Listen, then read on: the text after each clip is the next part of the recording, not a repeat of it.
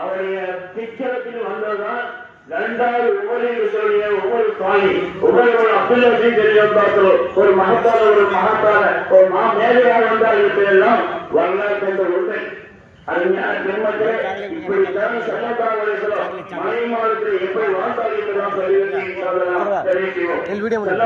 சொன்னார்கள். எந்த பெண்மணி உயர்ந்த அந்தஸ்தாரி என்று சொன்னால் அவர் வாழ்க்கை பாருங்கள், ஆயிஷா வாழ்க்கையை பாருங்கள்.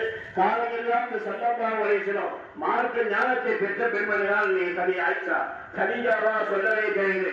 கோயில் ராஜாவுடைய மகளாக மக்கமா நகரில் சிறந்த சீமாட்டியாக வந்த பெண்மணி. காலங்கள்லாம் போலையெல்லாம் தர்மத்துக்காக சேவை செய்ய பெண்மணி கதீஜா. கதீஜா நாய் இருக்கும்படி காலத்தில் சொல்வா எந்த மலையும் முடிக்கவில்லை. கதீஜா நாய் ஒஃபாத்தான பிறகுதான் 17 மலைகளை முடித்தார் என்பதெல்லாம் வரலாறு தந்த உண்மை. அன்னை ஆயிஷா, அன்னை ஹபிசா, அன்னை Juwayriya, Umm Salama, Safiya bint Huyay, Zaynab bint Jahsh, Zaynab bint Khuzayma, Safiya bint Huyay, Umm Habiba bint Abi Sufyan, இது போன்ற 17 மலைகளை முடித்தார்கள். அத்தனை மக்களும் மாஷா அல்லாஹ் மகத்தான பெண்மணியாக வாழ்ந்தார்கள்.